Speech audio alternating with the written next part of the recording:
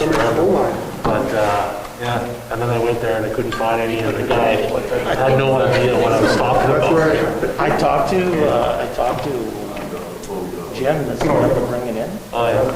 And he brought in like 5 pails or whatever. Oh, yeah, good. I bought one last when I was there, actually, or just a weekend. Are you aware I've got the live going?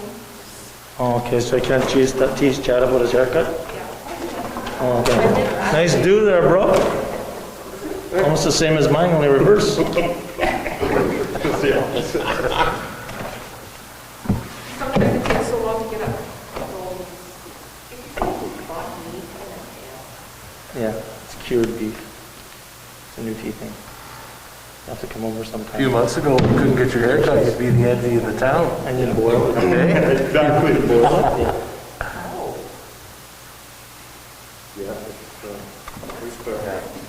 I got Brooke to cut my hair when you couldn't, right? It was hilarious. I'd be talking to someone and someone would go, "Where'd you get your hair cut?" Yeah, like it's this undercover, Brooke's haircut. My wife got it. Oh, okay. You're all, call this number, go out back and she'll cut your hair.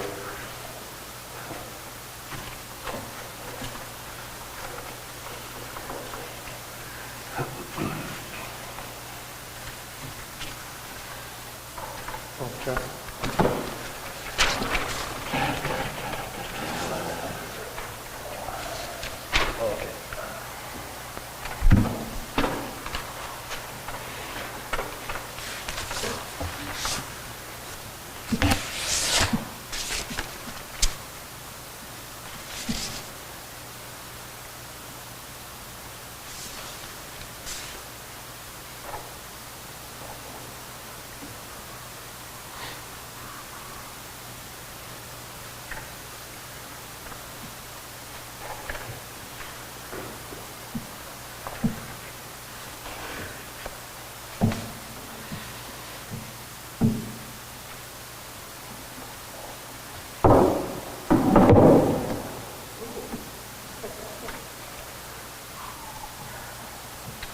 Part of the reason why the sound was on so bad.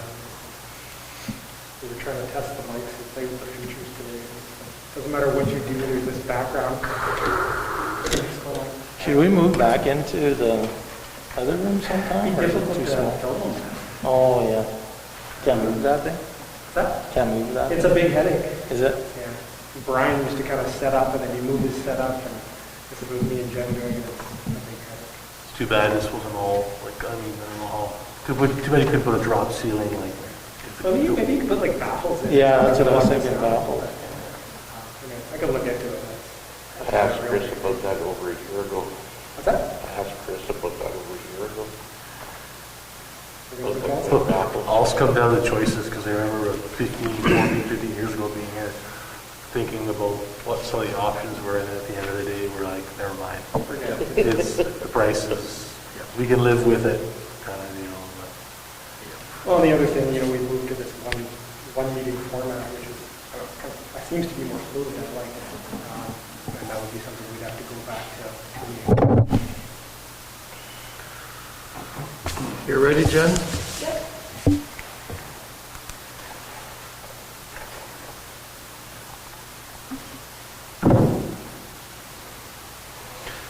Okay, I have 6 o'clock Apple time, so we'll call the meeting to order, please.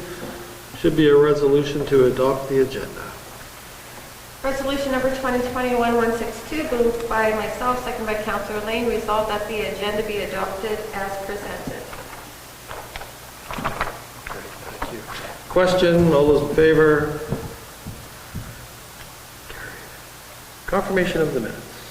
Resolution number 2021-163, moved by myself, second by Councillor Lane, resolved that the minutes of the regular council meeting of September 27th, 2021 be hereby approved. All statutory declarations have been complied with.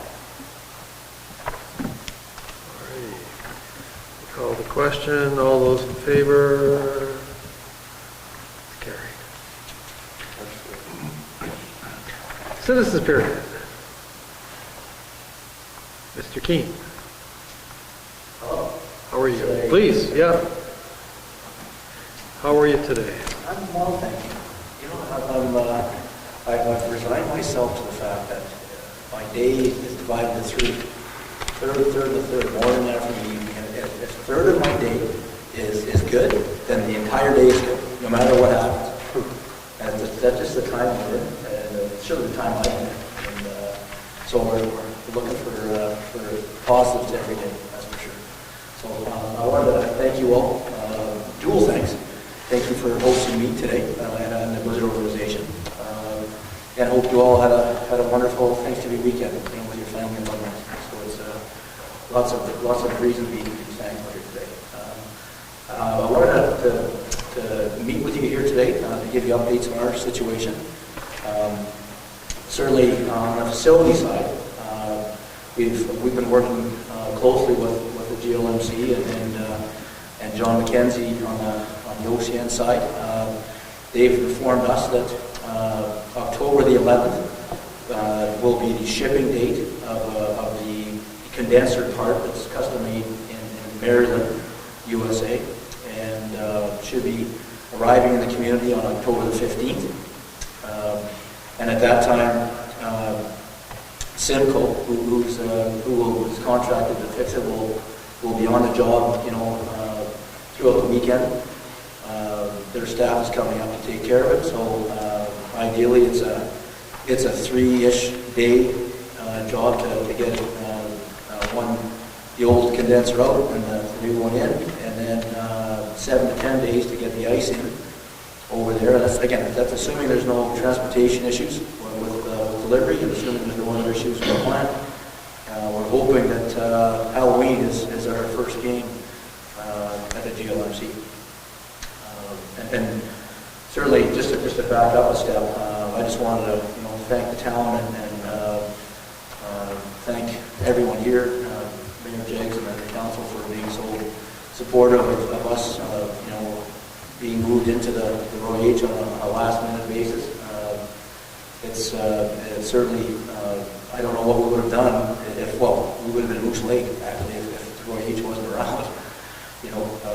But it's wonderful that the Roy H was an option for us in a community. And often, other communities, there's not a plan B. If this happens in Neepawa or somewhere else, there's virtually no plan B. So it's just great that Joe Moore and the staff and Kelsey and Kelsey Paddock have been very accommodating. So I want to thank everybody for that. So in terms of any questions on the facility side? And jump in anytime if you have any questions. Okay.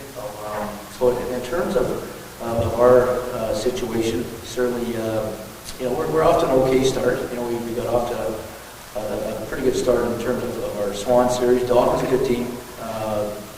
We're as these teams all are. If you actually saw the games, we outshot them 50-36 almost both nights. So our goalies had a tough weekend, but that's every team has that every once in a while. And certainly, I feel good about our group. I think they're a good representation of our tri-community area.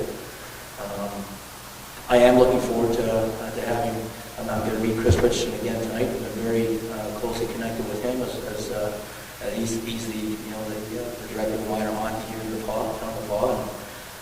We are going to be working very closely on the coach mentorship side. I've been a hockey Canada coach mentor since 1999, and I've been organizing large mentorship programs in the city.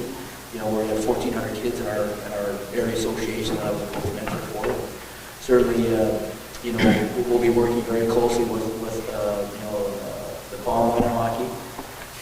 We've already hosted the coaches clinic. We had every team represented on the coaches side, which was wonderful. Males and females. Certainly, it was more of a meet and greet and an meeting. Just to try to, certainly my goal, as a coach mentor, is to try to make sure our coaches are as efficient as possible. Like I don't use the H word in my life very often, but I hate wasting time. And certainly the development time on the ice for the kids is extremely valuable. And it's valuable financially and valuable to the coaches. So there's a lot of support that we can provide our our male and female coaches with, and we look forward to do that on a monthly basis. We'll have monthly coaches meetings on the mentorship side.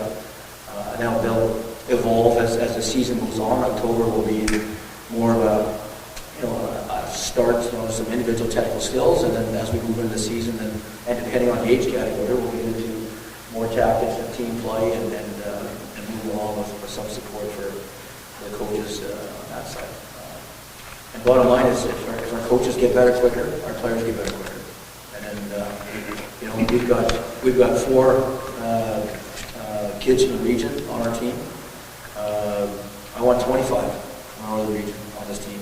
That's my goal, and that's the goal of me leaving my family in Winnipeg to come up and try to support the Northern Region's hockey level. And certainly, part of my vision and my goals is when our coaches get better, our kids get better, and then our kids can be OCN Blizzard and OCN Storm, and again, I know there's the tri-community area is represented, certainly in the Blizzard, and that's one of the reasons why that our worship decided to drop the OCN on it. I think that was an important message. It's a tri-community area team.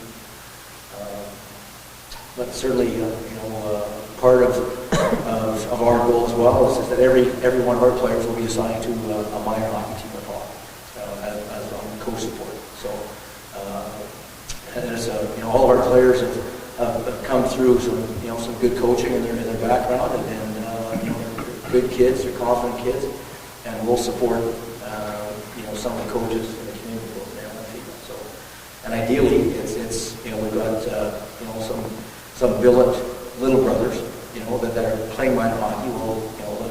Our players who are billets and families will be support staff for billet families, little guys. So it's a bit of a no-brainer on that side. So that becomes a wonderful connection. So,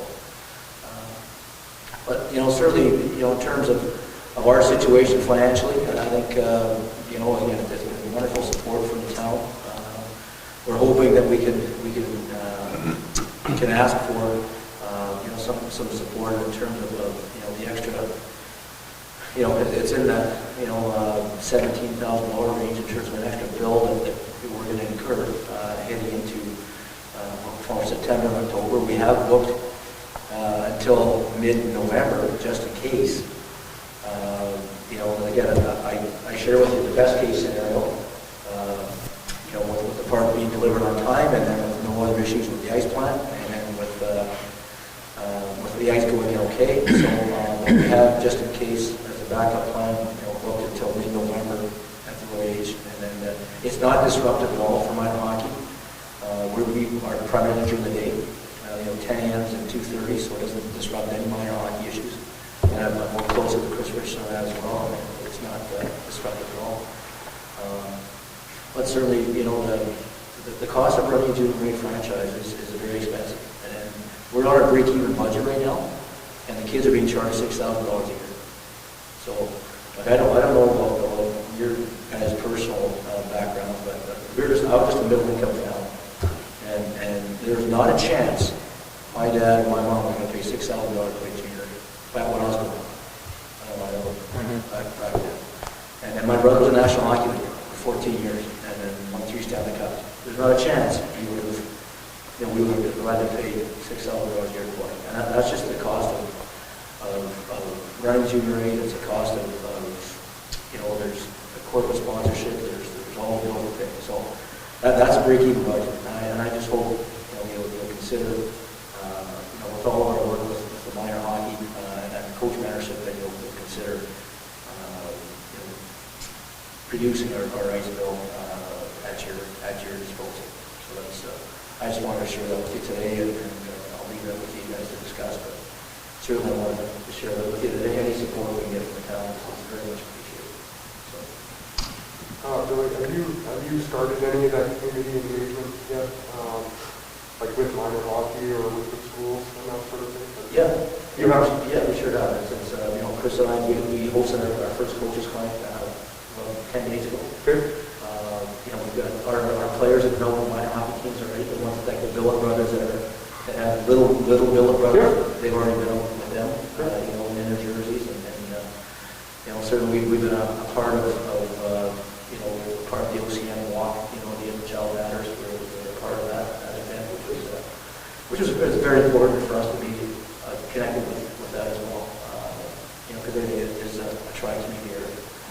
So, and yeah, we've been doing numerous events with some of the corporate sponsors, with you know, with Tim Horton and with you know, Northland, and we've got a whole bunch of plans. So we plan on being very busy.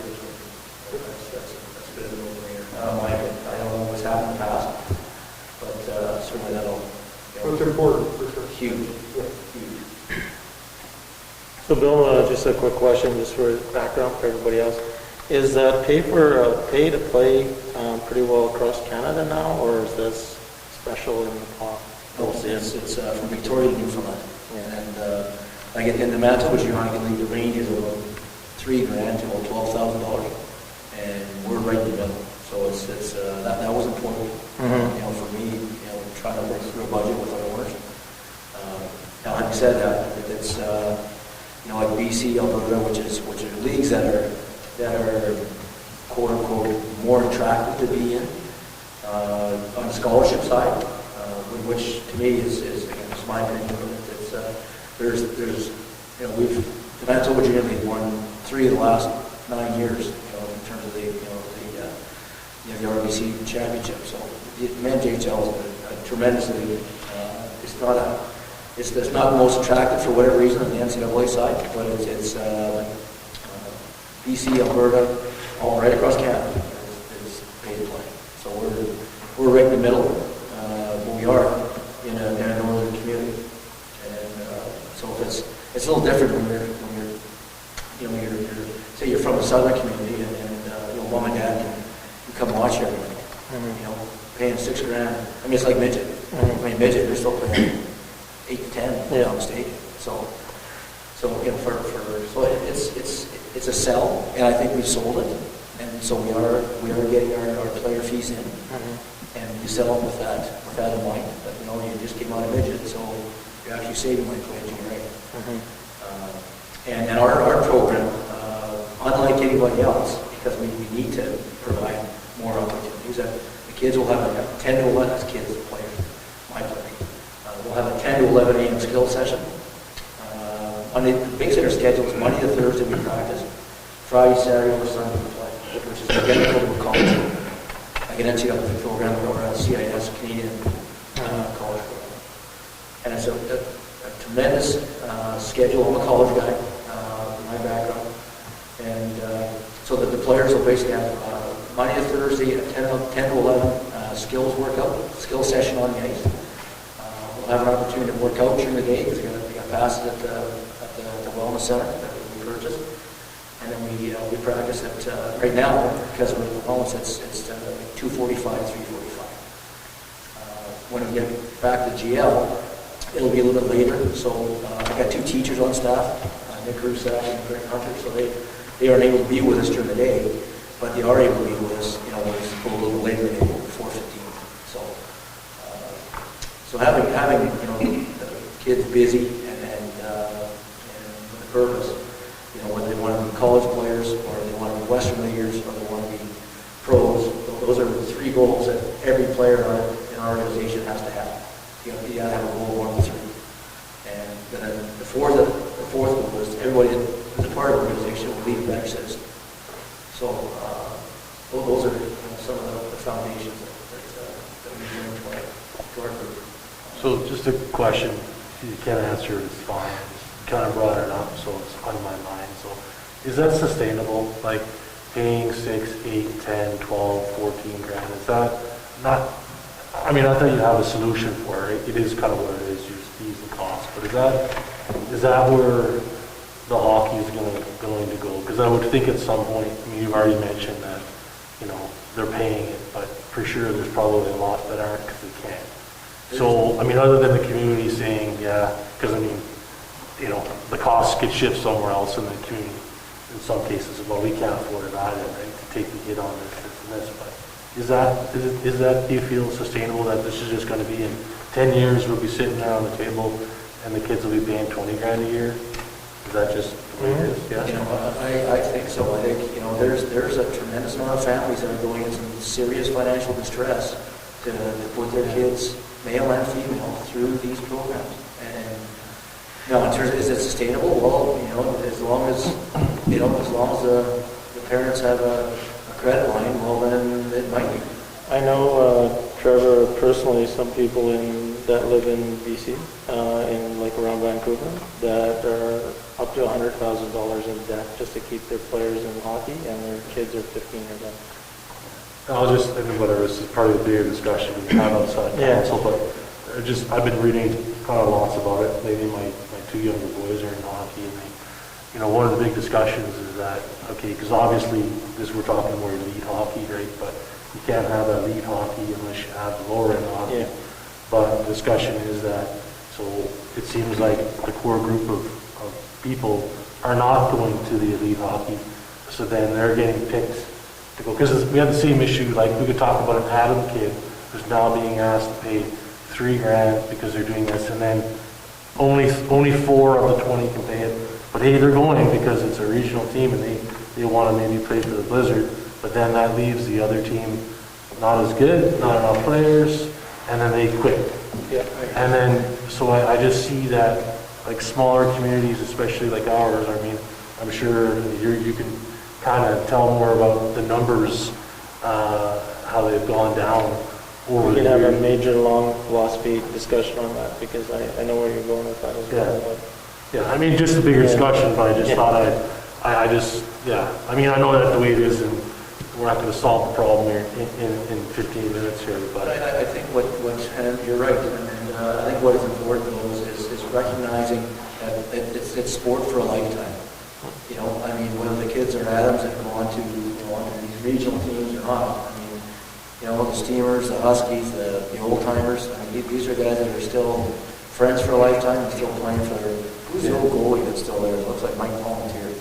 The old, anyway, these are older. I agree, but I guess that's my argument, is that sport is a lifetime as long as you can play, but when you can't play and you end up quitting at the age of 10 or 12, Well- because there's no one left, then, and the articles I'm referring to are like, gone will be beer league hockey, Yeah. because there's no one left to play beer league hockey, because by the time my kids at Adam, if I didn't have the cash to send them to the tournament or the hockey camp or this or that, then they quit, or they're not as good, because they didn't, so that's, anyway, just a, Yeah.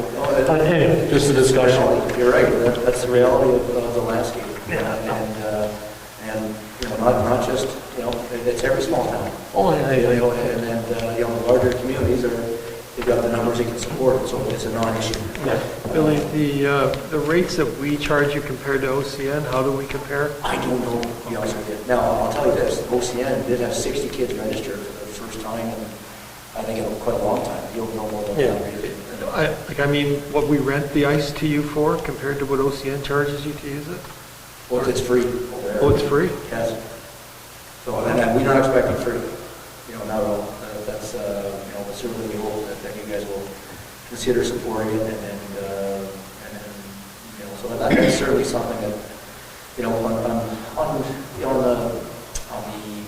the role model side, you know, it's going to be wonderful when these kids have some of these players over on a regular basis, and then we're going to do hockey cards. You know, like that's a big one for me, since I was working with the University of Manitoba men's hockey team in 1990. From every year since I've been coached since 1990, hockey cards are a no-brainer for the, you know, college guys, the junior guys to be working with the kids. Also, the kids that look at a hockey card and, wow, this guy's like he's a superstar. And so it's a wonderful reflection of the role modeling that we can provide, and that the junior A teams provide in all the small games. You know, so but that's kind of the message I want to send today. Is thanks, number one, to you and your staff, and for hosting us, and certainly when we do get the green light to go back in there, we still would like to continue playing some games here. You know, I think that's important. Again, the philosophy is a tri-community philosophy, and that's why our ownership removed OCN from the logo. It's still registered as the OCN Blizzard with the Manitoba Junior Hockey League. You know, if you look at the website, it still is OCN Blizzard, but certainly the the ownership wants to provide a tri-community team that is supported by, the entire tri-community area. So, and I think that, that's their vision, and I certainly, I'm working towards that goal as well. What's your practice times between 10 and 11? Does that mean that you don't have anybody who's in high school? We had 9 high school kids last year. So last year was a rotating schedule. So they were able to be every second day. And it's a skill session. So it's not a team session. So it's a individual technical skill session. So this year, we got 4 high school kids. And they are, all 4 of them can't make the 10 o'clock, but everybody can make the 2:30. So just because I think it's every day now for high school kids. So yeah, it's an issue for them. But I certainly want to, like as an organization, we need to provide some extra things that people don't do around our league, around, quite frankly, BC. There's a lot of them aren't doing 10 a.m. skill sessions either. So that we got, going an extra mile on them, especially if they're paying, $6,000 to play. We want to do a little extra for kids to try to make it, an attractive place to be, an attractive place to play. Thank you. We'll take it and we'll get back to you. Thank you. All right, thank you, sir. Have a good evening. Yeah, you too. Okay, moving right along. 621, CDC.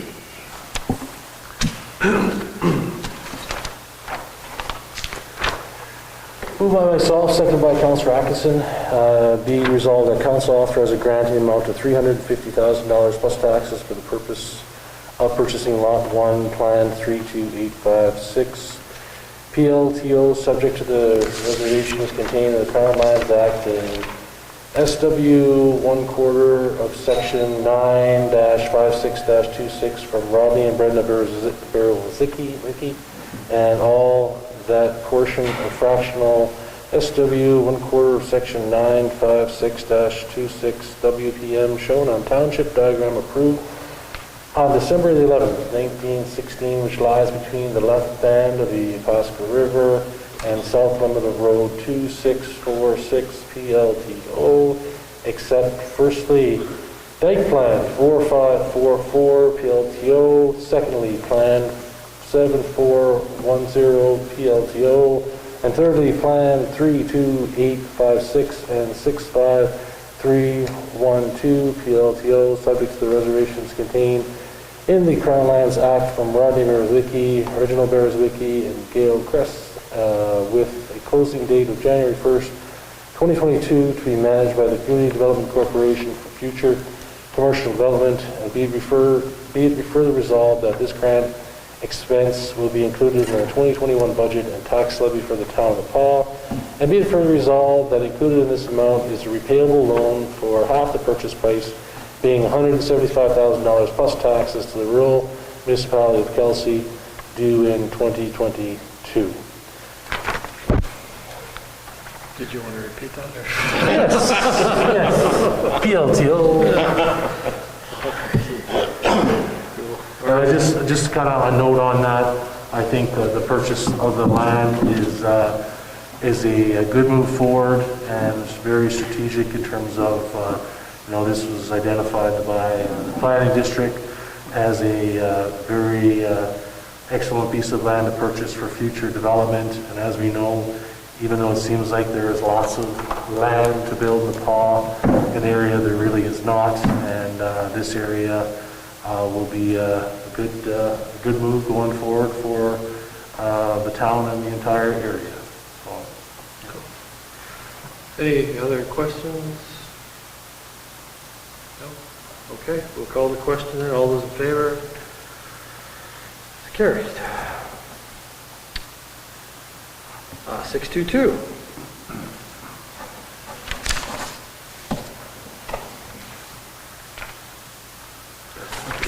Lake Pond Extension. Yeah, I'm a little slow here today. Moved by myself, seconded by Councillor Atkinson. Resolved that Councillor authorize a second late lot extension to December 31st, 2022, the amount of $2,000 to the owner of Lot 14, Plan 55248, as per discussion during the in-camera portion of the September 27th, 2021 council meeting. Alrighty, any questions?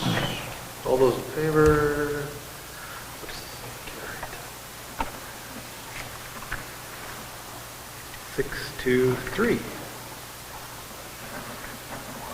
Resolution 2021-166, moved by myself, seconded by Councillor Zelinski. Resolved that council adopt the amendment, policy PD 613, sale and extension of lots from March 1st, 2018 land development incentives as per discussion during the Canberra portion of September 27, 2021 council meeting.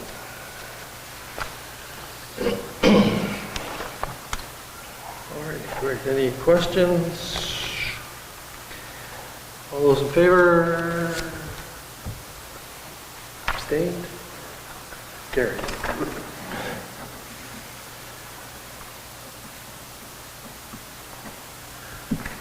Six two.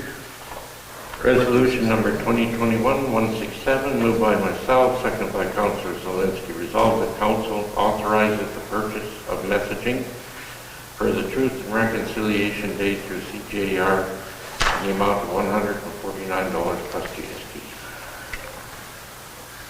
I have a question.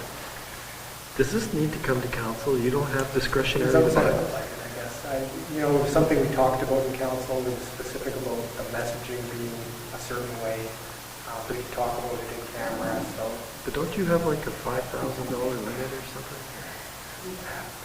I think, maybe it's not even the dollars here. This is just the messaging itself. Are we comfortable going ahead with the messaging? I mean, it already happened, so it's kind of a non-issue at this point.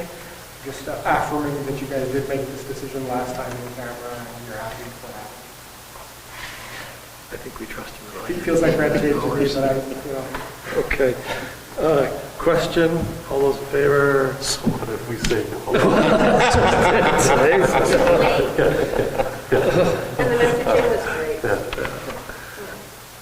Okay. Big wheels. 632. Moved by myself, second by Councillor Ward. Whereas the province of Manitoba allow differential mill rates for amalgamated municipalities. And whereas the province of Manitoba has mandated municipalities to transition away from differential mill rates by the end of 2024.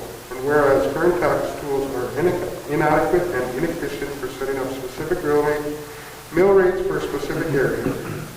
And whereas modification and additional tax tool options would be a benefit to all municipalities, and whereas time is of the essence in providing an alternative to municipalities prior to the end date for differential mill rates of 2024. Therefore, be it resolved that AMM lobby the province of Manitoba to modify and expand its tax tool options for municipalities, and that the AMM and MMAA be represented on the project meeting. All right, any questions? All those in favor? It's carried.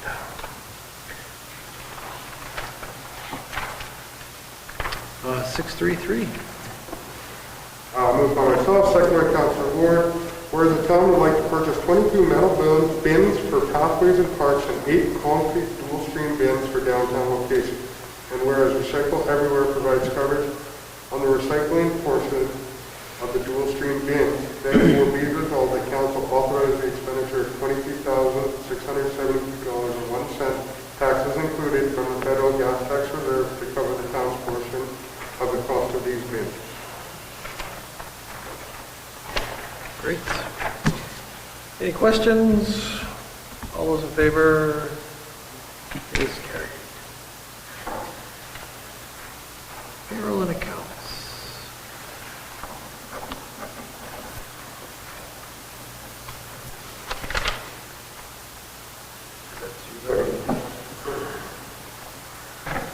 Resolution number 2021-170, moved by myself, seconded by Councillor Zelinski. Be it resolved that council authorize the following accounts.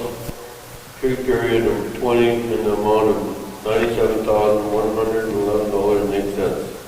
General checks number 27087 to 27115 and 27117 to 27135 in the amount of $149.20.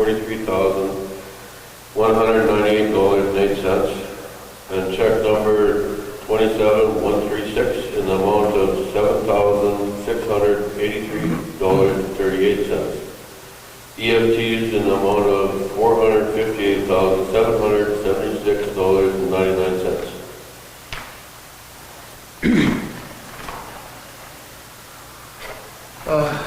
The AJ's checks. Mostly court-related, and it's covered by the grant. There is a little bit of maintenance there. They had some trouble with the boiler at the arena, but it was mostly related to the airport. The airport. Okay. Anybody else have any questions? I have the same one. Same one? Okay, if there's no more questions, I'll call the question. All those in favor? Carried.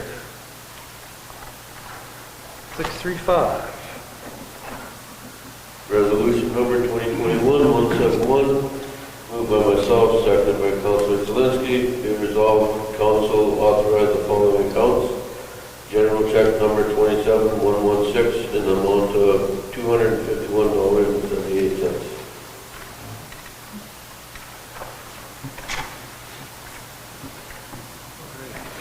Question, all those in favor? Abstained? Carried. You were abstained, I think. Oh, I didn't hear him say the 251, was that just that?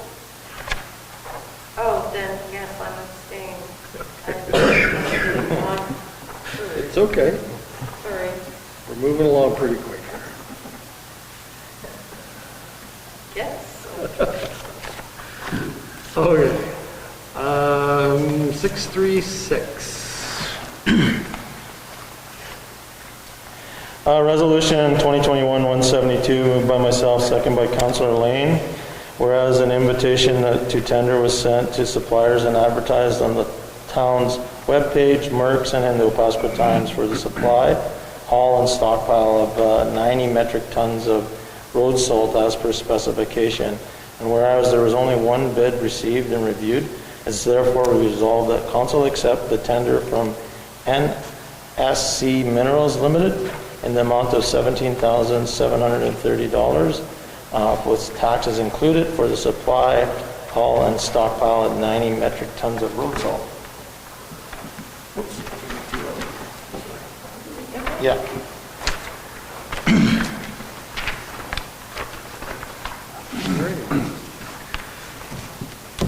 Call the question.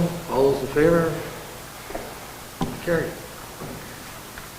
That price is up from last year, right? What is it? Not a ton. 1,000? I think it was like 175. It's up. We need it. It's up. 637. Resolution 2021-173, moved by myself, second by Councilor Lane. Whereas each year assessment services submits additions and deletions to the assessment roll. Therefore, be it resolved, council approved deletions in the amount of $1,443 to the 2020 real property tax roll. Deletions the amount of $6,201.96, and the additions in the amount of $17,932.58 to the 2021 real property tax roll, as contained in the listing from Manitoba Municipal Relations as of October 1st, 2021.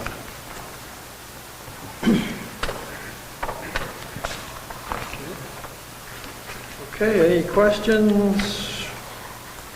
All those in favor?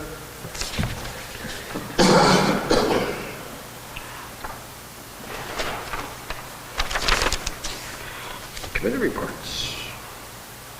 Museum board. No meetings since our last Chamber of Commerce.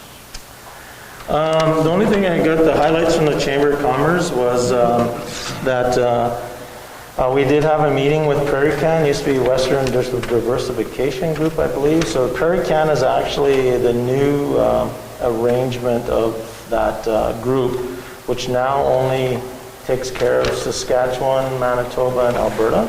And then BC's cut off on their own. one of the things that was a benefit out of that group is that when they did that, they didn't split the budgets up with this federal government, so that money that's still available now for the 3 provinces. So we did sit down and talk to them. The chamber hosted a meeting on October 4th. They really outlined that they were non-for-profit to assist business, focused on prairie issues, push on community development. And then they had a couple of funds here, and I might get the numbers wrong, but the Tourism Release Fund is about $500 million over the next few years, and there's $30 million earmarked for Manitoba. Community Revitalization, there's a $25 million earmarked for Manitoba. And then there's a Job and Growth Fund, which is $20 or $30 million. I didn't really get the number perfectly. So as part of the CDC, myself and Jackie did attend this meeting as well, and kind of outlined sort of our priorities within our community and some of the struggles we're having, especially around business attraction, retention, all that sort of stuff about making sure that we're providing the support there. Talked about the labor pool, the lack of skilled and actually just resources in the north, and then really talked about that whole housing shortage that we have going on within our community. And then we sort of, Jackie did a good job sort of talking about the Riverfront project and about if there's potential for some sort of granting or the support for that, as well as around the campground stuff. So that was the Chamber of Commerce meeting that we attended, but it was good. Is there an AGM this year? Yeah, there is actually, Mayor, I think it is either the beginning of November or within the next few weeks. I don't have the date offhand, but they did talk about that at our last meeting, which was, just let me flip back on my notes here. Will it be in person or virtual? I don't even remember. I know it was talked about, though. I'll get that information for you. Yep, you betcha. Cool, CDC. So, as I was mentioned on the chamber front there, we actually had, we did have those meetings with this new Prairie Can group. But our focus continues around the housing, so there's been some questions sent out to each of the developers, and they have till the end of the month, and so getting their responses. So it's really about making sure that we create that level playing field for council to score the proposals once against each other. So we'll be bringing that forward to council. Manitoba Housing also released a new RFP on that affordable housing. So Jackie was able to get on that and launch that again today. Under tourism and place branding, we received a $15,000 grant to go through 2022 tourism budget. We also presented the entire Travel Manitoba office, providing an update on the PAW OCN tourism and what we've accomplished, what they've been working on. So they did a good presentation to them. That was positive from what Jackie's telling me. And then they've also increased their awareness to Travel Manitoba. Therefore, they're receiving a lot more free advertisement through that group, so which is good. We'll continue to work on that economic development strategy. So remember, we talked about we hired that consultant and stuff. So that's continuing to move forward, and we'll have a better update for that in January for the council. On the airport campground, lots of activities going on there. Thanks for the positive feedback. I mean, that was great to pass that on to Jackie. She's actually working right now with HTFC, which is that planning design group.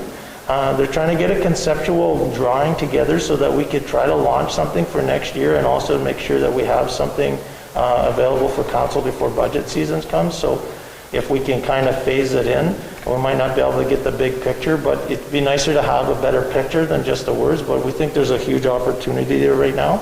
And also, when we were talking to this Prairie Can, there's some possibilities there as well, because this is kind of all linked into the tourism.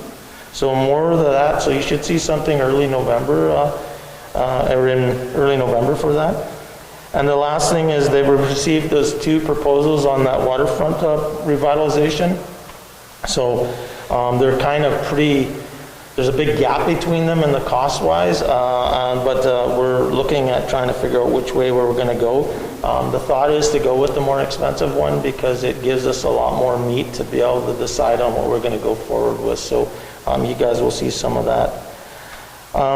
Just a couple other things so the quarterly update for council will be next council meeting. So Jackie will come and just kind of give you sort of a better idea what's going on and give you some opportunities to talk to her. And on that CDC land purchase, I think I echo Trevor's comments around the positive move in the right direction with that. And just to let you know that legally it's been reviewed. It's been reviewed. The board's been passed, and the proper motions have been and documents have been placed in the minutes to ensure that everything's on the level. And that's all I have. Cool, thank you. I don't know, Trevor, if there was anything else. No, you covered everything. Cool. Destination marketing. We had a quick meeting last month, and we reviewed the application for the town.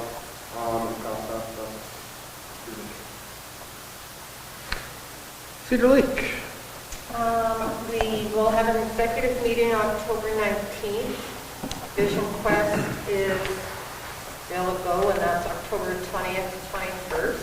And then the Vision Quest AGM will be held on November the 17th. Cool. Recycling board. Had a meeting on the 29th, I think it is. Mostly went over most of the problems that are happening at the recycle center right now and the things that are happening with trying to get the fence erected in the front of it, and the road was never surveyed or whatever, but Balkan and whatever other document was supposed to be here this week, and they're supposed to do the legal land surveying. We went over top of having the board make a business plan as to where they're going and what they're doing and what they're going to need. And there was John McKinsey, again, was it? There was from OCM had approached the recycle center again with wanting some facts and everything else. So it's coming together. It's a long process. They've started the new process of picking up the recycle. I don't know if any of you have a chance to see what they're doing, but they're leaving notes or little hangy things on doorknobs to tell them what's there and what's not there, and trying to get more education out there. So next meeting should be pretty interesting. Just curious what those questions there said there, John McKenzie was asking for. So, I guess, yeah, to expand a little bit on that. John McKenzie from OCN had approached JR Cousins about working the recycling center into the feasibility study for the regional waste disposal ground. So they're going to pull in some of the information from the original waste disposal ground and expand on it and come up with a feasibility study specifically for the recycling center. And that's going to be covered with the funding for the regional waste disposal ground. So at the end of it, the recycling center is going to end up with a feasibility study and I guess somewhat of a future plan for recycling in the area. Whether that's at the waste disposal ground, whether it stays at the location where it is, how it expands, new equipment, all that sort of thing. So it's pretty cool. It's going to be a good thing for the recycling center by the time it's all said and done. Is there a charge back to us for that feasibility? No, it's being covered under the regional waste disposal ground grant. So yeah, it's going to be incorporated into the regional waste disposal ground, but it's also going to be a standalone feasibility study. That's the recycling center now. So that's the way I understand. Yeah. Thank you. Library board. Tomorrow. Okay.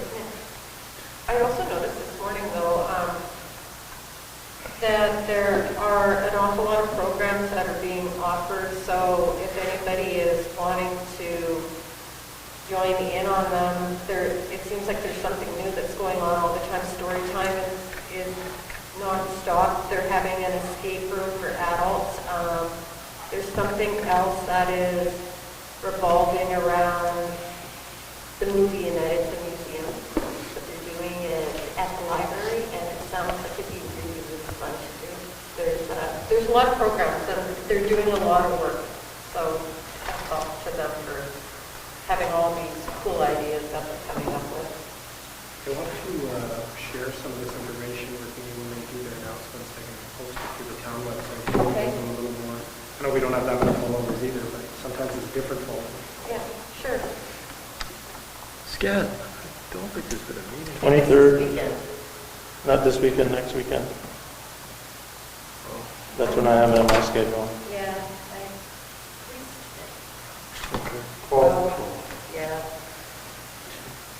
Kelsey Planning District, there's been no meetings, but we're probably going to have to call one fairly soon.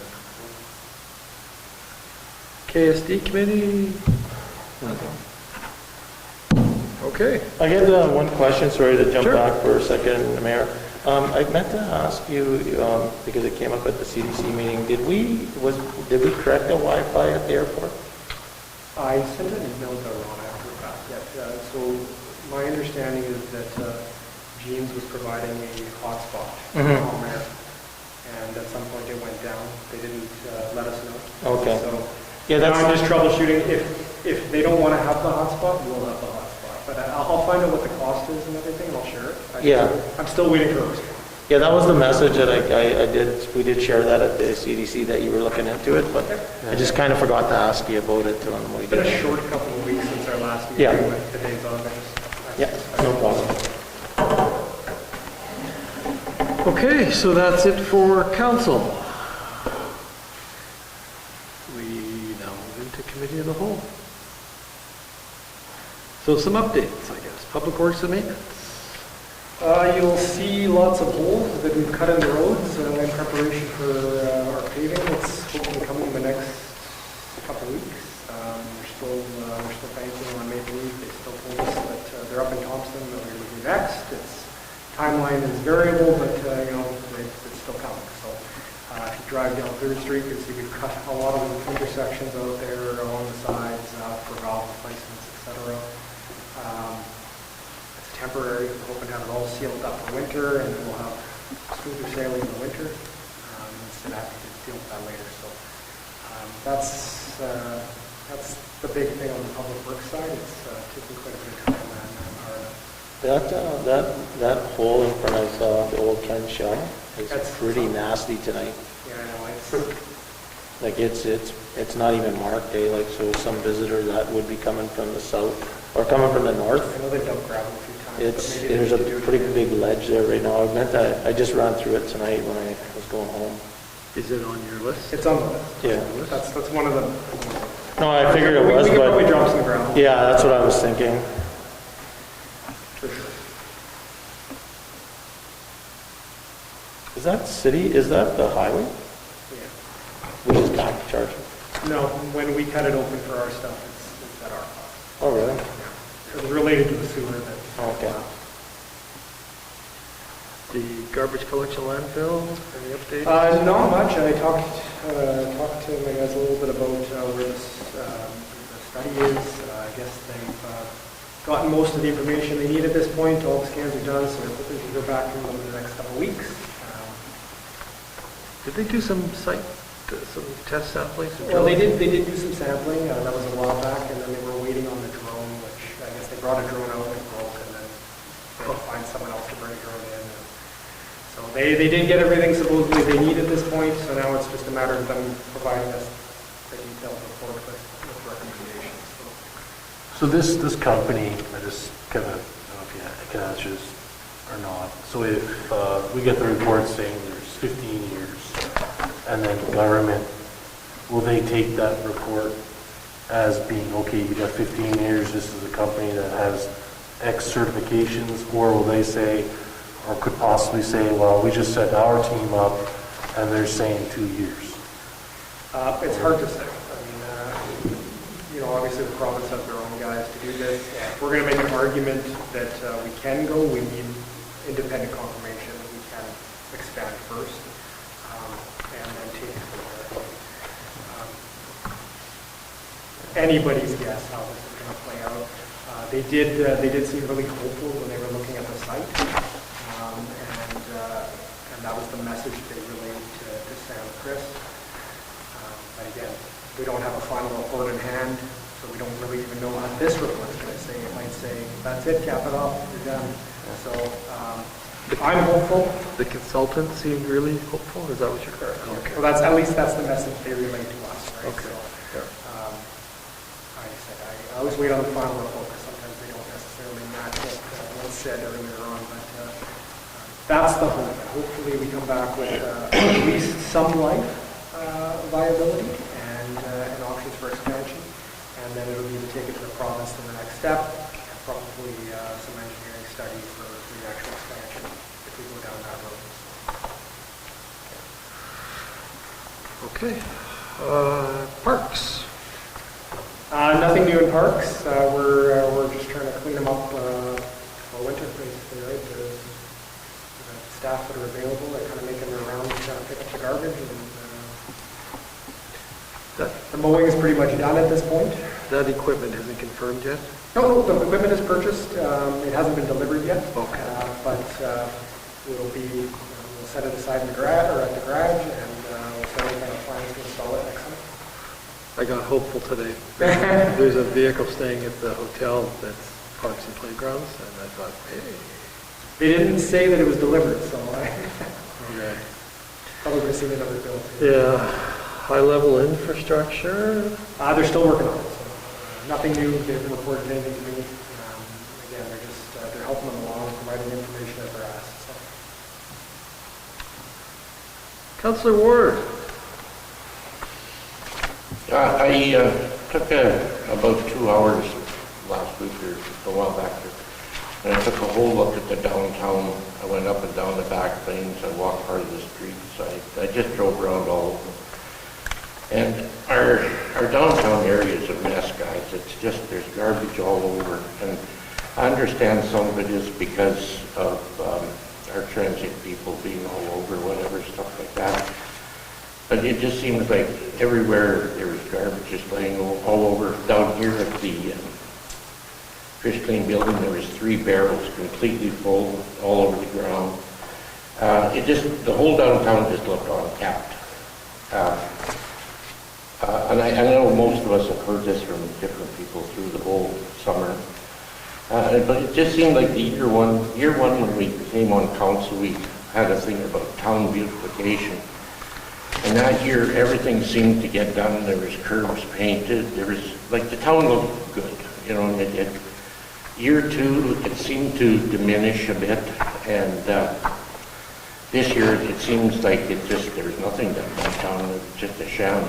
And so going in the back lanes and that, I know we got huge amounts of gravel sitting over the town hall, and I don't know why our back lanes aren't graveled or fixed up a bit. And it's just an eyesore, and I would like to see it fixed. I know it's late in the year now to bring this forward. And one of my things was to ask Graham and Sam if they just jumped in a truck and drive around town the odd time and just have a look, because our downtown is a mess this year. It really is. And there's what we can do now, I don't know. One of the things that was brought to my attention was the front step here where they fixed the concrete. Well, the concrete dust is still all out there. Nobody's even washed it down. And big trees that they block the roads off over at the park here, like they just look unsightly or whatever. But that's just what I seen and thought I'd bring it forward and do it on a forum here, and hopefully we can get something done.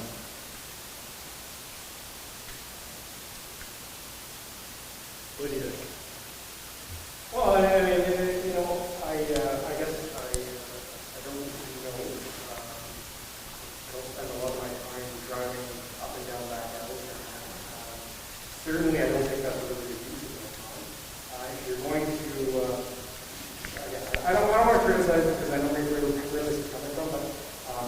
better way to do this would have been just directly where you have the solid. And I could have done it. I guess this kind of implies that I should be spending my time driving. No, it's just to go out once a month even with the town guys and just have a look to see what they're doing, that's all. It just seems like over the last couple of years, everything has just diminished. It's just gone downhill. And the flower pots all went out, nice, everything else. They were late being picked up this year. And it could be staffing, I don't know. And maybe we need more staff. I don't know what the answer is in it all, but it just seemed like everything just kind of went down a bit.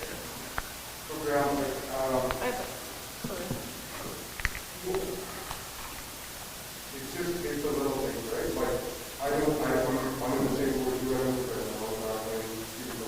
but one thing I do is my son was fishing with the ground almost every week. I take my son down to the dock so that they can go fishing, and pretty much every Saturday morning, those garbage cans are overfull at the fish house or whatever it is. And I just don't know if it's something picked up on. I don't know the answer. I have no idea what the thing is, but it does look pretty terrible when you go down there on Saturday and it's cold. All over. At the other time, so it's a little stuff, and I don't know if that's a procedural issue with how it's happening in the rail or whatever. I don't know what it is, but. And I don't disagree. I think that there's a few things that in motion there, and obviously people dumping garbage to our river certainly doesn't make it easier. We do send our guys out like twice a day on the weekend to throw garbage, and it's still always half full. We've added more garbage cans, and what happens is get full in somehow. And so it's not the youth necessarily pushing the people down there. It becomes a community drop spot for garbage when you're back there from all very quickly. Now, I don't know the solutions to that. We were talking a little bit about when we take the old concrete bits off the main way, pulling down there, so we secure the lids down, trying to keep people from stuffing their full garbage bags in there. That's one solution we talked about. Certainly getting the garbage cans out into the right areas, maybe that'll help. We rely heavily on people being able to clean up their own hazardous waste. Because if everybody throws their garbage on the ground, unfortunately, we just don't have enough staff to do it. So, I do think we're a little short-staffed this summer in terms of maintenance, and certainly something to talk about next year. I don't mind putting more people on the budget if it's going to make a difference, but certainly there needs to be some changes in maintenance. I do have to say, I rely a lot on compliance.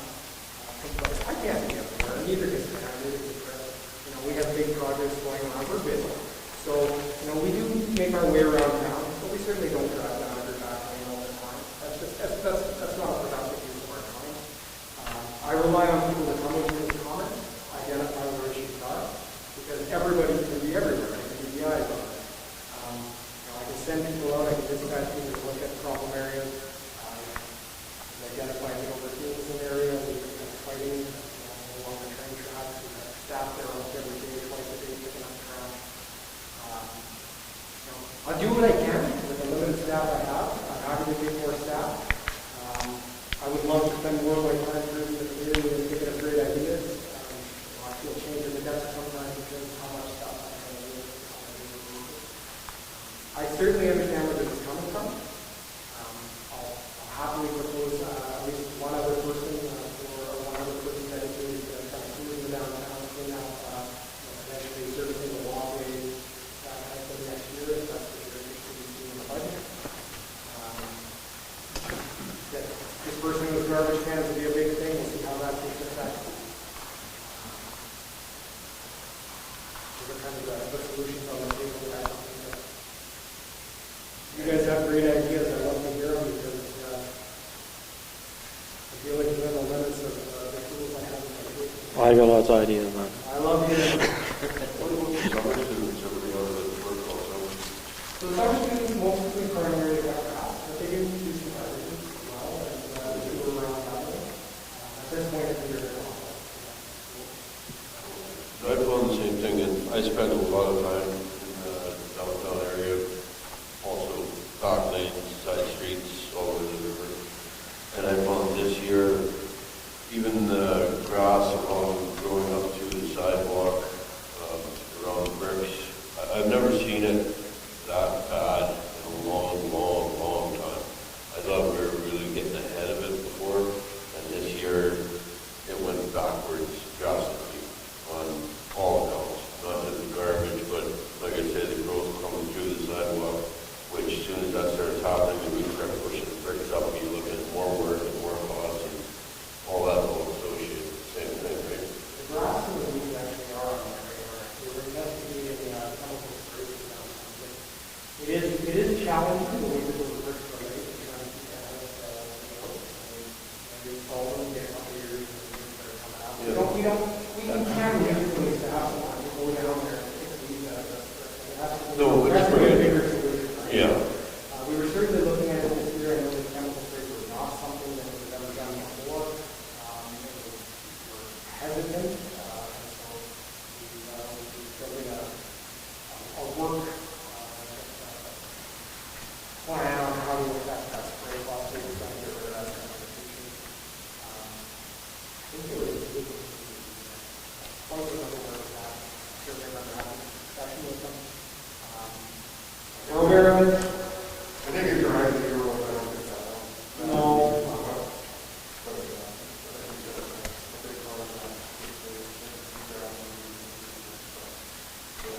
Well, I know that some of the most troubling alleys we have were paved at one point, and then not maintained, and now spending the money to repave them seems silly. And it's kind of turned into a bit of a...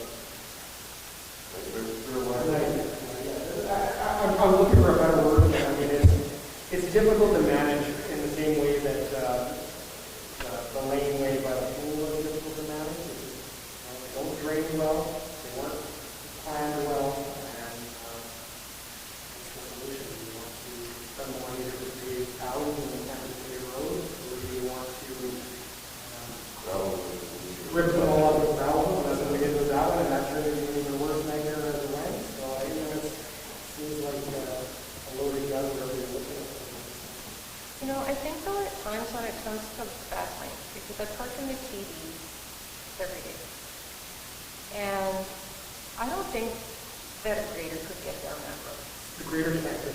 Like the way that parking is set up down there, and like it's a high traffic area. I'm doing it every day. How many police cars are doing that back lane every day as well?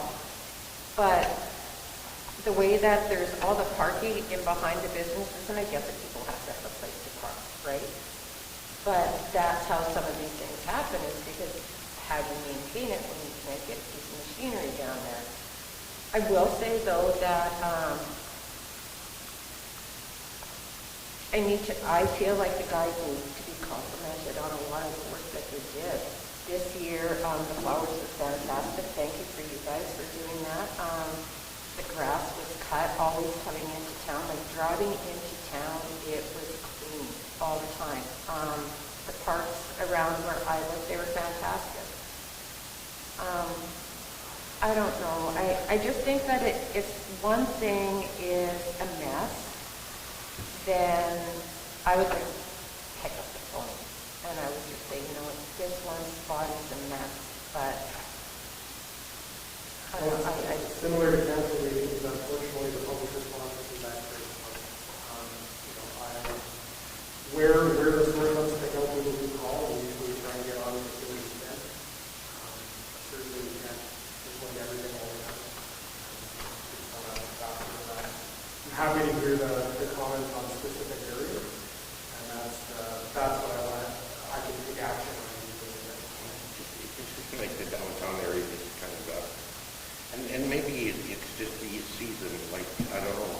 It's everywhere though. Like I messaged the mayor, and again, I was going to talk to you, but you know, I just walked from my place to pick up my vehicle at the GM dealership, and I was actually shocked at the amount of garbage laying around on the roads, and just in that walk. Like I was actually kind of taken back by beer cans and pop cans and just garbage everywhere, right? And, but again, I think it takes more than, it's going to take more than just us to say, let's put more people working. I think you need like a community campaign where we have a Saturday where we open the dump, let everybody do whatever they want and do what they used to do at the grub box and really hit the town hard. And because even the park beside my place is pretty messy right now, my pond, well, and my friend over there can see it as well. That park's pretty active and there's garbage everywhere, and you know, we're planning on cleaning. I was going to do it this weekend coming up if it wasn't done, but And I don't know who's organized the meeting cleanup in the past. I imagine COVID is probably Mhm. made that difficult, so maybe the annual cleanup that are happening. Well, even the daily cleanup, like not in terms of town hall employees, but the general public as a whole. There was people who you would always see who would bend down and pick up that piece of garbage. Now it's who's touched it, you know? To tidy up Am I Tuesdays. Am I picking this up? Those kind of things, so. I guess I'm still doing it by choosing those tools for it. You know what I'm touching? Some of the girls who used to pick it up all the time, keep in mind, they're knocking on the door at 70 now. Yeah, that's like, You still see them out there. well, and I think that's kind of where the feedback came from the bathroom committee, right? I mean, when it comes to garbage cans and that, they felt that there was a need in certain areas that maybe it would improve. So, oh, that's good. And I don't mind that, so we can try and push the President Tuesday in for the next Couple of weeks. Yeah. small prize for Yeah. Ken worked on it pretty hard there before. And she got some response, but not nearly the response that we thought she would get. No. And she worked really hard on it to get it home. And I did ask for the coming budget to have a discussion about that, so. Yeah. Okay, thank you. Skate park update? So we did meet with Wall and contractor, the jam on site with them last week. They did deliver some plans or looking at. We outlined what we wanted them to do, the steps to get going. So I think he's planning on peg this week. We're going to get the goal that we're going to see we've got pegged and we're digging. The intention is he's going to have it all back so probably the grade this year. It should be testing, so I should be up there for a week. And he's talking a little bit about trying to do a pathway of I'm sure from wellness and preparation as well. Hopefully we can slip that in there as well and capture the concrete guys. Yeah. As well as everything. That would be a good idea. So anyways, so that should be a way. He hasn't contacted us for the approval of the pending yet, but as far as go ahead, that's the next chapter.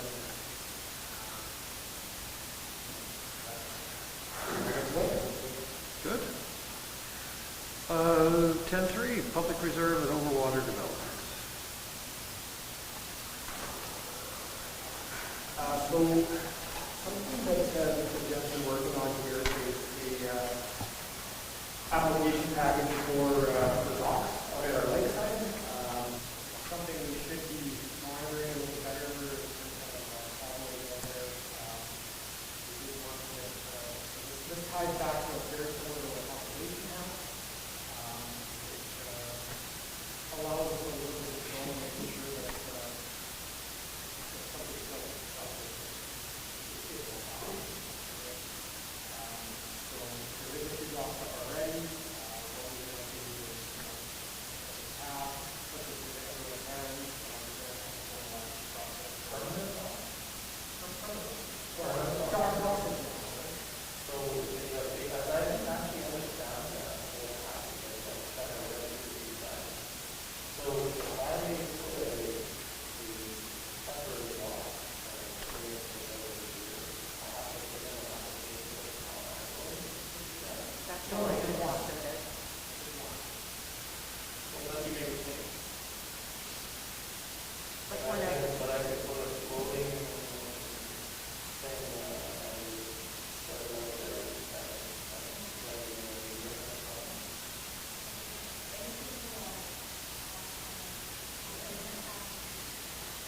And parks requires the same. The part that I don't understand is, with it coming back to town of the pot, is that it's not, like, if they own how many feet coming off the shore, why is that coming back to us as responsibility? Is it just easier for the application to come here for the flow? Well, my other question is, why don't we just travel now? Oh, I didn't make sense. No. I agree, like, these things are all great if they're willing, like, what's their sitting first? Because there's, Place that I go is a 60-foot dock going to the But I thought that was, that's up to Parks and so that's what I Conservation mean, though. when conservation comes in, so, no.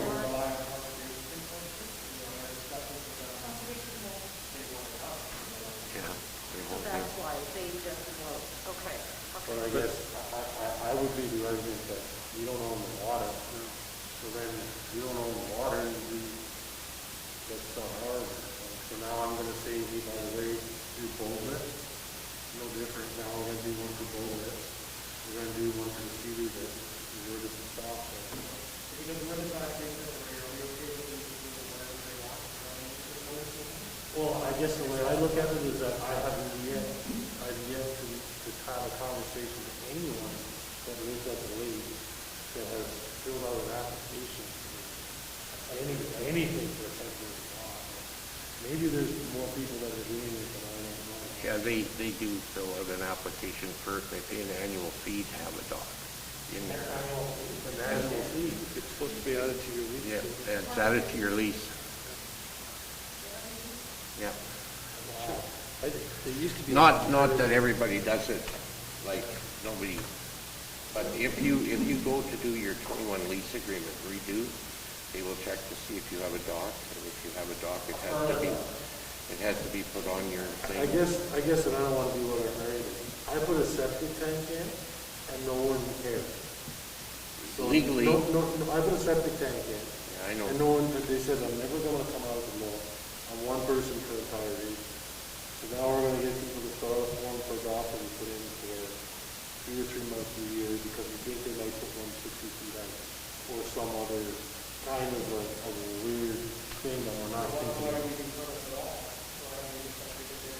But like, Because that has a big major thing in terms of our assessment, in terms of the money we get back. Like, there's a point to that. I don't see an end game. And then also too, I mean, it's like, so we would enforce assessments because it obviously makes sense, and you go out and do the building permit and any of that, whatever. So we're now gonna check out the docs and see how deep the dock is, and how. in parks, they don't, I guess we're talking about not having enough people to do what we're doing now. Now we're just checking, getting people to fill out applications for dogs.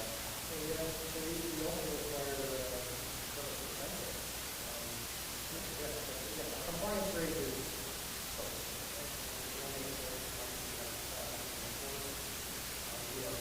I certainly think that it's better to have a process in place that allows us a bit of control over the situation, as opposed to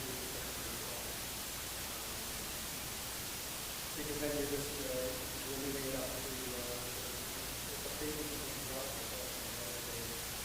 something that is going to conflict with whatever conservation laws.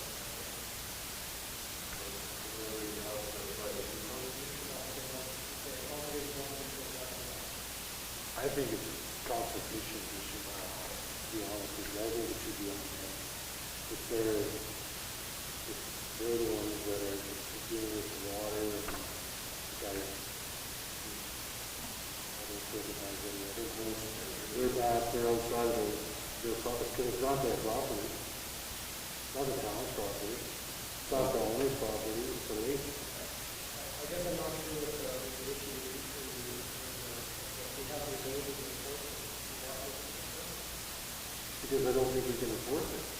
I don't think that, I think, because now we're saying, how many times have we said we don't have the manpower to do something, and we can't do the best we can, whatever, so now we're going to take on another item that we may not have enough time to do. Why, I think we're in someone else's water, to be honest.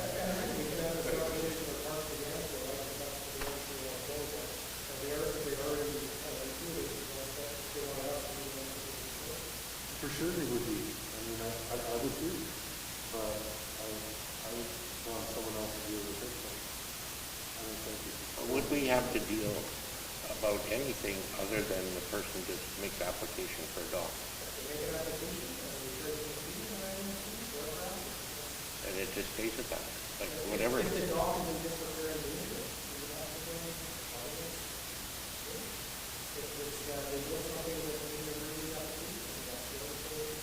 Yeah, but would you have to stipulate anything about how it's built or how it's done or whatever? They just apply for a dock permit?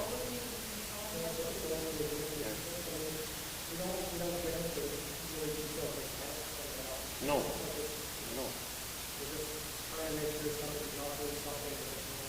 And in the park system, like where Trevor has a lot or whatever, and he pays his fee for having a dock, the only time that dock comes back under any kind of... On mine? How would they know? They come out when you do your... Someone wants to go up. I only got a dock 2-3 years ago. So I didn't tell them to go to that dock, unless they took an area. So they're coming to check your, they're coming to check your septic tank and your dock. It's the same thing as a septic tank.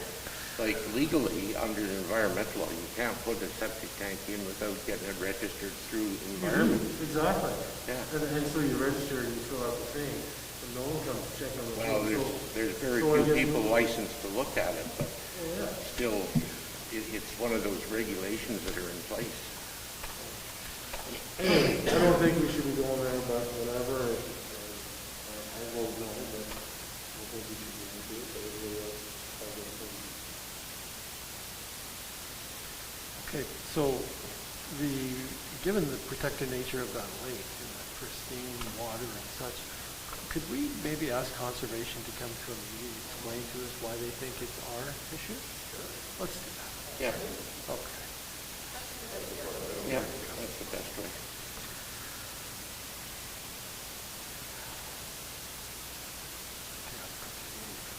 Okay, 10-4-1. That, okay, so there's an issue sheet from Councillor Atkinson. With the additional information provided regarding the purchase of a fire truck, I would like to see this back on the agenda for discussion. At the September 27th meeting, Resolution 2021-161 was not approved and there was a lack of information. As per Section 139(1)B of the Municipal Act, the council may not reconsider or reverse a decision within 1 year after it is made unless a member gives written notice to the council from at least one regular meeting to the next regular meeting about proposals to review and reverse the decision. Therefore, this issue sheet is my notice to council that I would like to see the purchase of the fire truck back on the agenda for review and reconsideration. So tonight, this gets it back on the agenda for the next meeting. Yes, this is Oh, I see. presented Yep. information tonight. Cool. Okay.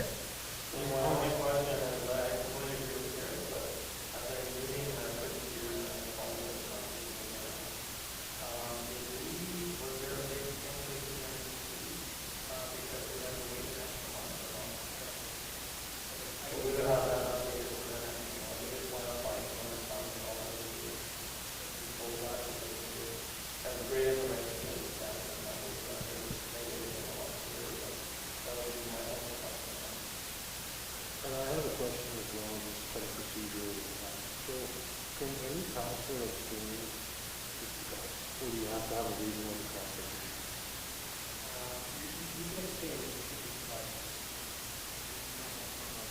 I don't think you have to provide a reason.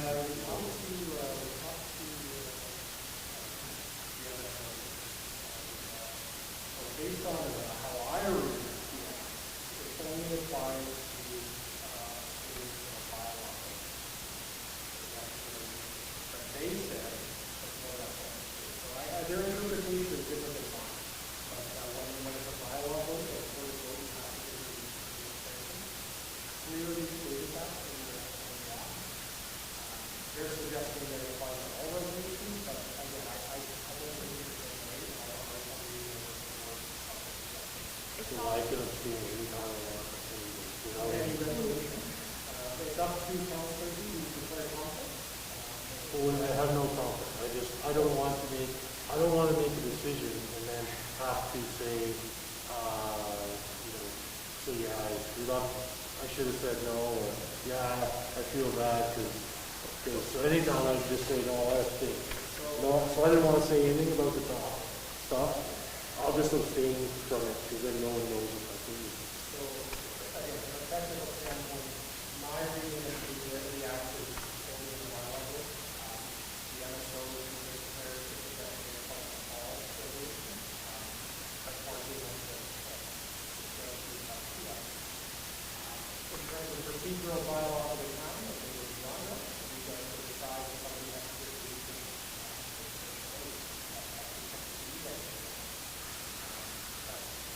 beyond the original, And I have like that a long time, Council. It's like a booklet, and it has the core. It was our 2018 municipal guide that we got. I think it says in there that it states that if we are going to not vote, that we need to give our reason why we're not going to vote. So, and if I can, you're back on the agenda. This next discussion isn't on the agenda about procedure, and if we want to discuss our procedural bylaw, then it should get on the agenda. Okay?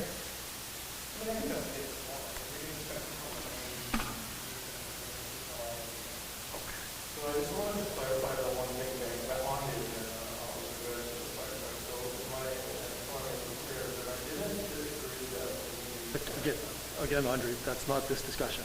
All this discussion is that we're putting it back on the agenda. That's all this discussion is. Yes, next meeting, everybody come, vote is for fire. Okay? Unionization cost template letter, okay. So, I mean, this is, I know I kind of alluded to this in the budget last year. They have unionized, they've unionized for a while, and I'm sure that's the more for that. We're trying to identify what the actual cost could be. We think the back pay and the ongoing increases in service fees, Did you see the bulletin that came out late this afternoon from A&M? They're projecting 23%. Oh, Yeah. yeah, so that's what it is. Yeah, Okay, I saw that's the that. one I seen So, today. Yeah, so I saw that. It's over the 6 years, 20%. Now, the issue is trying to identify specific costs in our template. Laura's working on it. She's working with the representatives from the SCC office. Hopefully, we'll have a number that we can work with. The way this thing is being directed is doing this kind of counting the previous dollar amount. So anything going back to the union, we can do a couple of years, 20 years. I think they're looking at federal government to do that portion. And also is responsible for the controllers, controllers. I think we should support them. I like that. We add our financial info onto it. Just to bring it to the table is it's going to be an added cost. Well, it has the potential to be hundreds of thousands of dollars. And on Forever.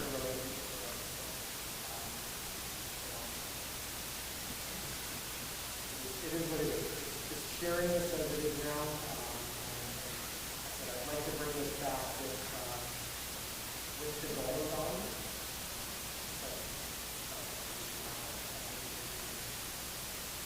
So you'll bring a resolution back? Yeah, I'm hoping with the dollar value. Okay. Planning session dates. Yeah, so I spent 2 days out there, they really work for somebody all the time, so I'd like to maybe arrange a calendar and decide.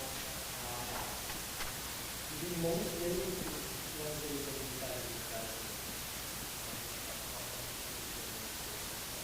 And wow, November the 1st, was there a good turnout for November the 1st? Somebody said, It would be, I can't do Monday, generally. Okay. Tuesday the 2nd? I'm fine on the second. If the consensus is that the first works for everybody, I can make it, but 1st or 2nd? Who's good with what? The first is the Monday. You're both good both days? Both days. But the first is the Sunday. The first is a Monday. Monday. what year is that?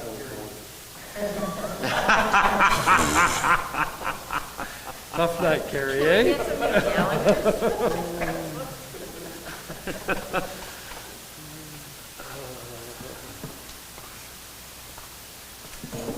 Okay, who's good with the 1st, the Monday? Monday, the 1st? Yep, okay, Monday the 1st. 6 o'clock. 6 p.m.? Okay. Perfect. Meet with the RCMP at the MM convention.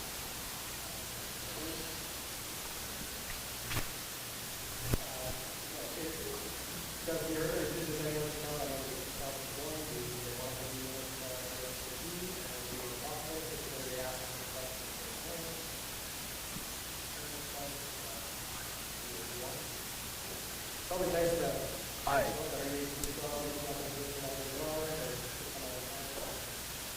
First, I've sat in on these meetings in the past, and personally, I don't feel there's a lot of value in them, because our typical concern is policing costs. And we're always told we're part of a national program negotiated on your behalf, and this is what you get. Something to attend without having any questions and just go and Listen? It's Yeah. one-on-one. You go in, and the last time we took it in, and we talked about the CSOs.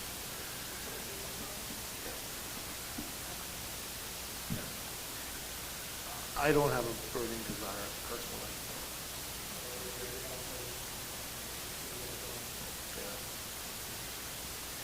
Up to you guys. Okay.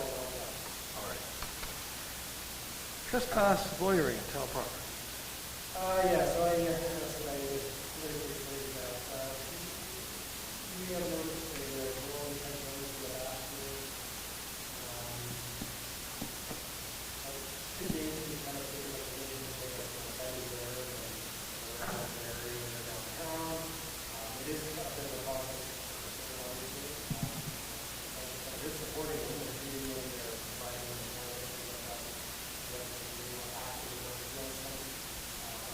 certainly, we want to follow the things that are the water plant, they're leaving behind all sorts of clean waste that we have to do that. And garbage.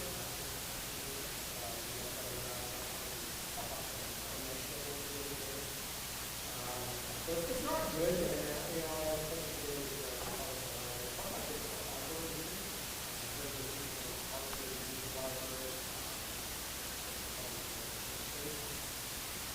I don't know what you guys want. It's a hot topic. I can do that. I certainly don't want to make that decision before council. Yeah, there's potential. So today, I went, because they're there because Oscar's place is closed, right? So I went over to Oscar's place today to see how they're making out with the rehabilitation construction. And they're working hard, but if they're ready in 2 weeks, I will be impressed. Because they're building new washrooms with shower facilities, toilets, and that kind of thing. And they have to finish off the kitchen. The kitchen is started, but it's a ways to go yet. the lady's primary concern is to get the washrooms working again, so they can start to use the facility again, right? Somebody had mentioned the issue with washroom facilities, right? So I was thinking about it, and I thought maybe why don't we put a couple of porta potties up there for a couple of weeks? And I asked the ladies over at Oscar's place today, if the town was to put the porta potties in here, would you have any concern if we moved them over there? And you guys watch them, we'd probably have to keep paying the bill for a while. And they said they would be happy to have them over there. You know, in the wintertime, they're a pretty chilly place to do your work, but better than on the street.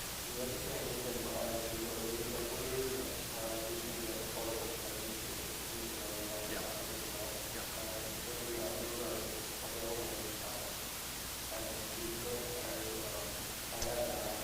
Capel. Yeah. Yeah.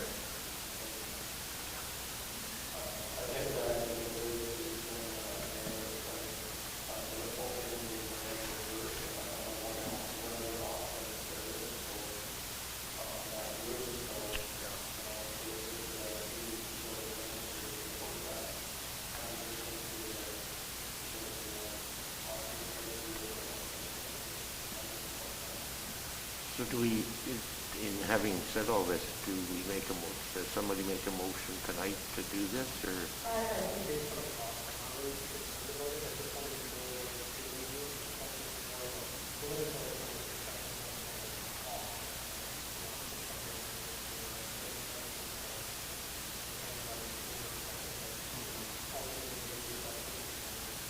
It's one of those situations that people on both sides of the opinion are opposite, and some of their opinions are quite strong, because I've heard from both. But I think the location isn't as bad as it could be. And if we can help by putting in porta potties, and a couple of garbage cans, right? Maybe we can.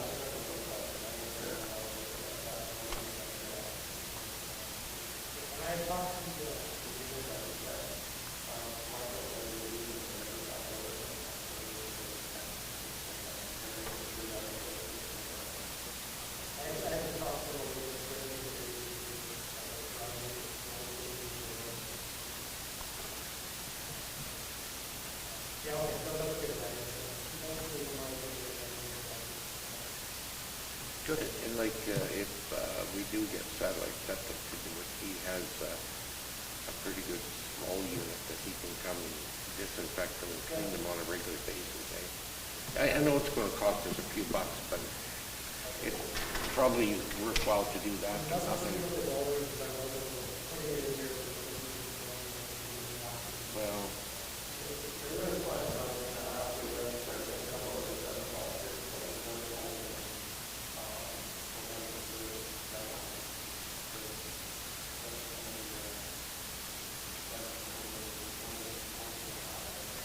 I asked Mr. Mayor the same question today, as the weather gets colder, and if there isn't something, like, it's going to come back to us as a council at some point, or what are we doing?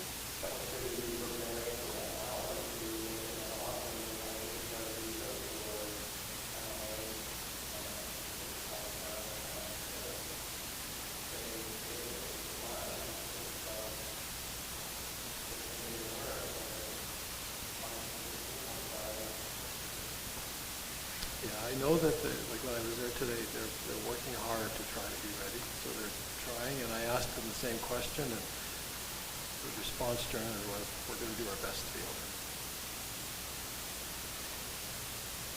But like even if next week, just about every night this week, it's going to be 0 or -1 at night, eh? You know, like it's getting colder. Well, it's an egg farm, but there's an actual spot to fix that. There's actual places where you can fire. Is set up here as a place of choice because it's close to the center and access to food? Yeah. I'm just thinking of If they get places the- where not, where a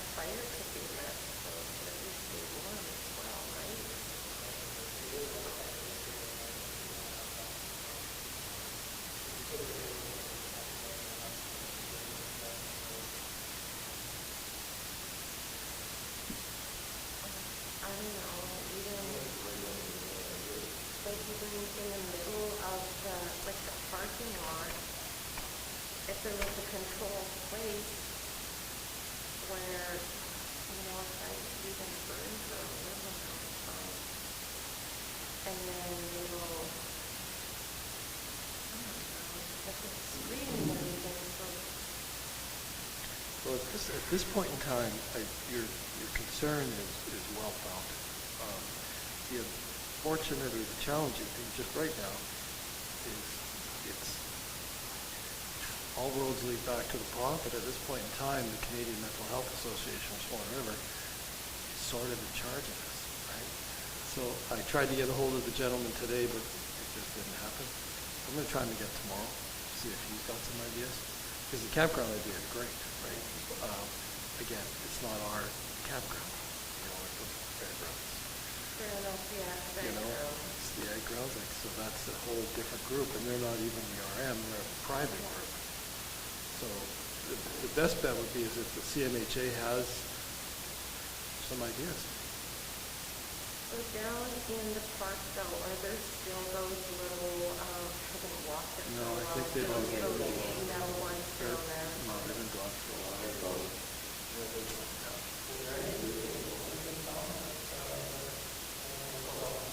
M&S? Well, That's only there's big building, there's right? 2 or 3 Manitoba housing houses through the community that have boarded up. Now, what shape they're in, I don't know.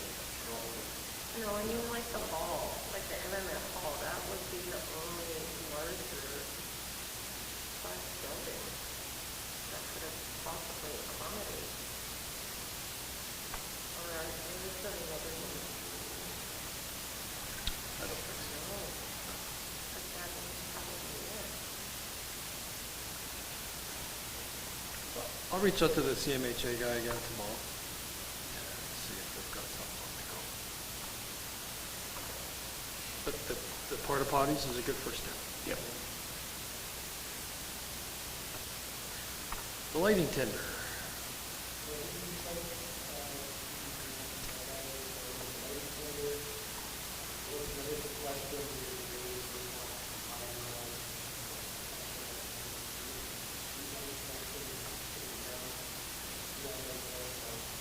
They are looking to sort of transition to this, maybe something information. You know, they kind of expressed that, the new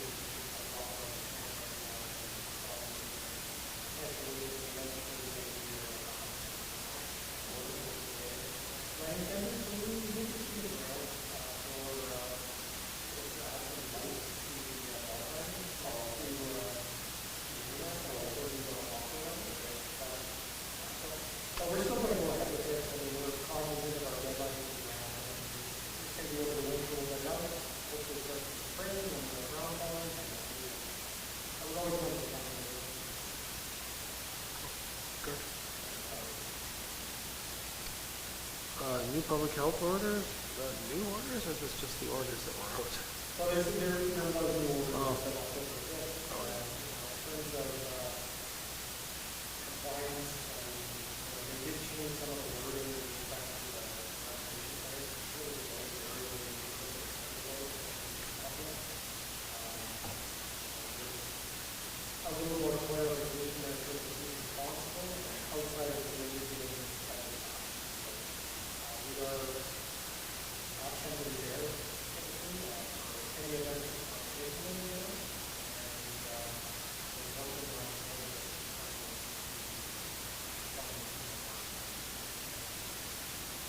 really something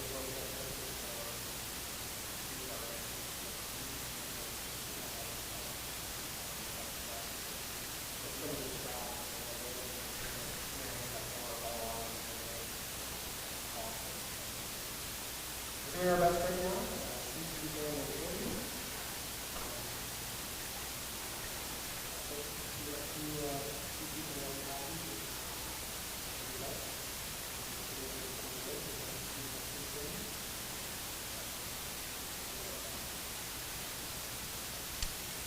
School speed zones. So I did reach out to Amanda. I didn't get a response from her yet.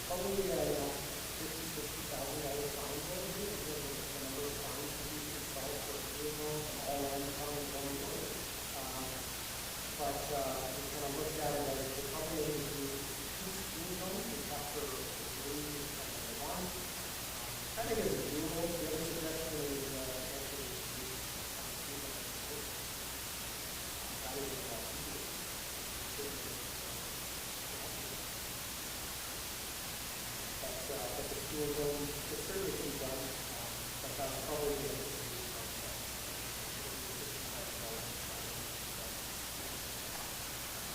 and the process is to be, the bylaw,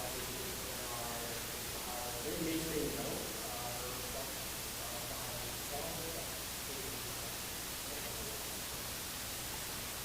You've reached out to Amanda? I did reach out to Amanda, I wanted to see if she found anything more.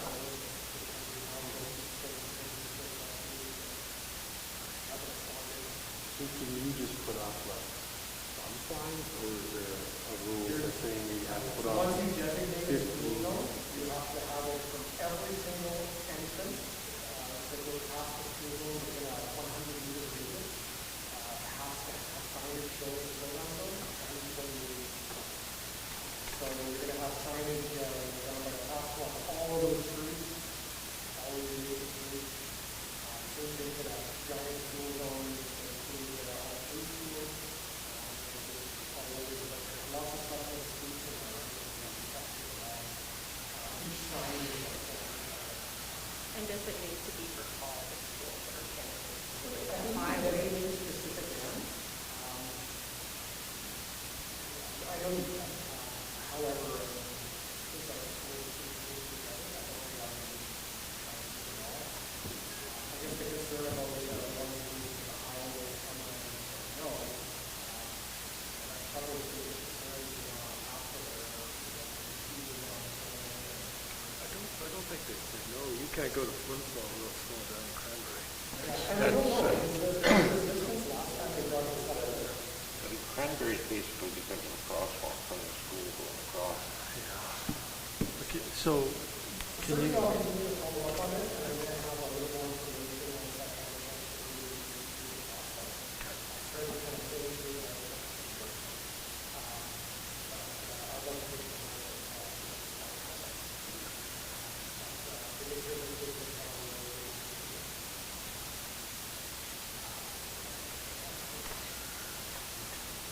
Okay, so you'll keep it on the agenda and get back to us.